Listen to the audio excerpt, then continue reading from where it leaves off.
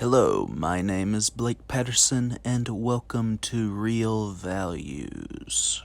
On this week's episode, I discuss The Substance. When it was released in America, Coralie Fargeat's Revenge practically went under the radar and was only discussed by people who had learned of it in their niches in 2018.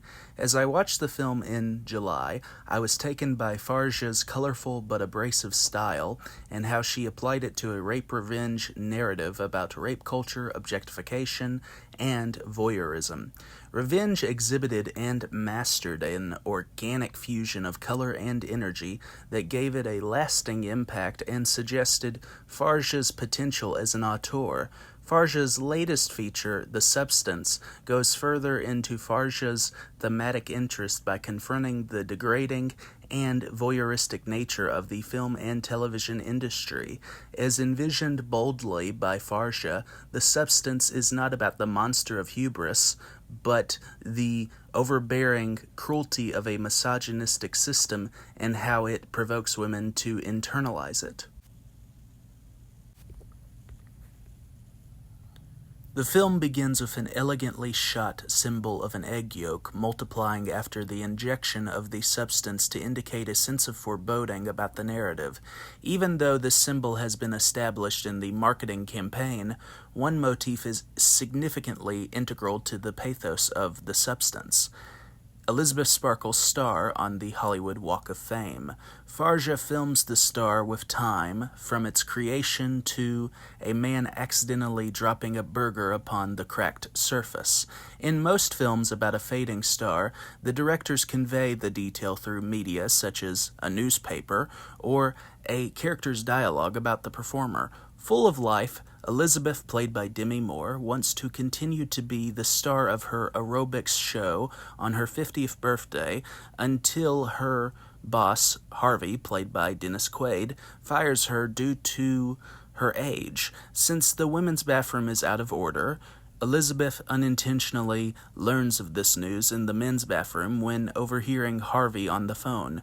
During the meeting at a restaurant between Harvey and Elizabeth, Fargeat emphasizes how Harvey consumes his food grossly to parallel how he responds to women like Elizabeth. Fargeat explores Harvey's carelessness toward Elizabeth and how he views her as an expired product. The dehumanization is evident through Harvey's dialogue and Elizabeth's facial expressions. There is a tragic undertone beneath the satire of the situation, and Fargeat solidifies this tonal thread through the rest of the film through different situations. Watching workers take down her billboard, Elizabeth survives a vicious car crash without any injuries and meets an enigmatic nurse who talks about how she is perfect for what he gives her. The nurse has given Elizabeth a flash drive about the substance and how the serum can create a younger and idyllic version of the subscriber.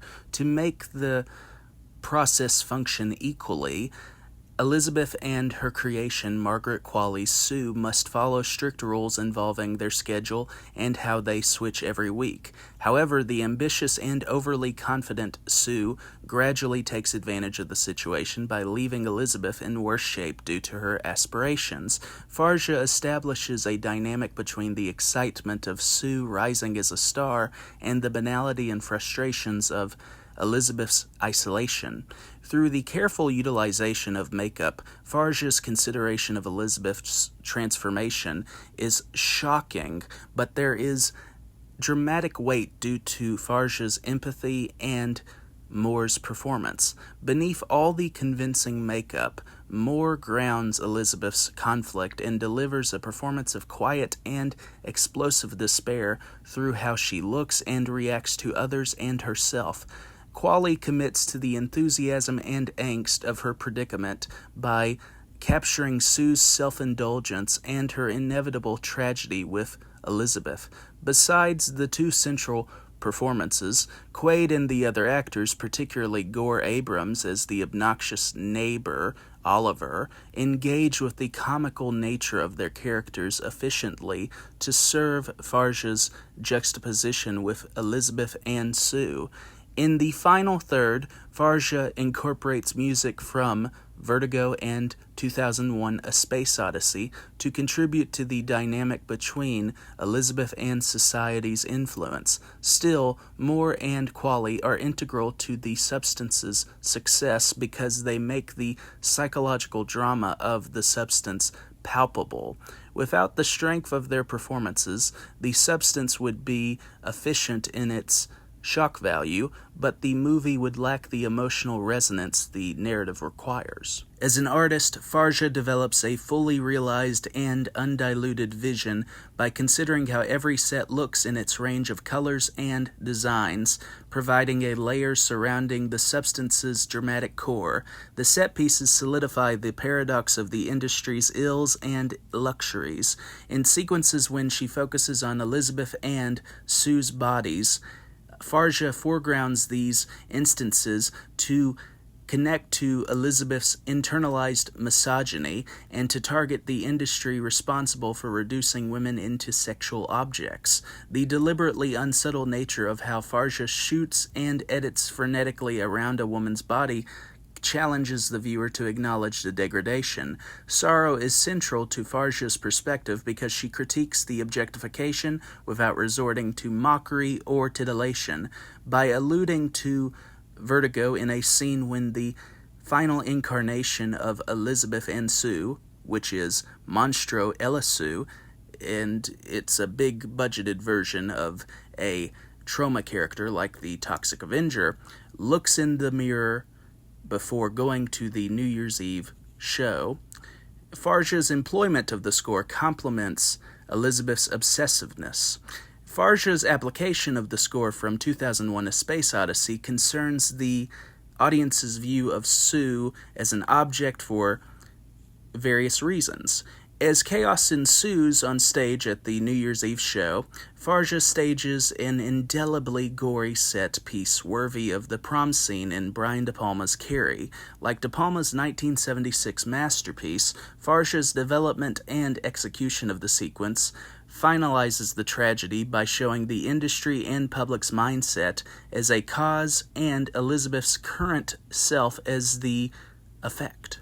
Falling and breaking apart on the Hollywood Walk of Fame after the New Year's Eve show, Elizabeth's mutated face moves to her star as sparkling glitter in her mind falls on her face before she dissolves. Through the incorporation of memories, the moment is a brief reminder of the happiness Elizabeth once experienced before the industry broke her. Once the floor scrubber cleans up the remains on her star, Elizabeth becomes another idea for anyone who walks by her star and thinks of her for a distinct reason without feeling the pain she endured. Fargeat's emotional investment in Elizabeth's devastating outcome conveys how she is another victim in Hollywood's unjust cycle. Rage drives the heart and soul of the substance by frying the viewer's senses on an emotional high and low. Thank you for watching this video. Have a great night.